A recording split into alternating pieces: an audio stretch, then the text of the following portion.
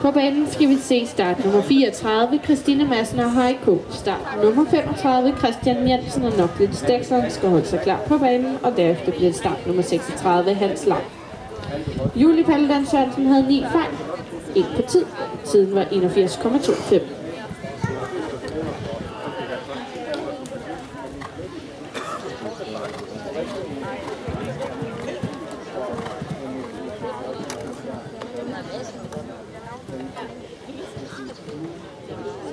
Thank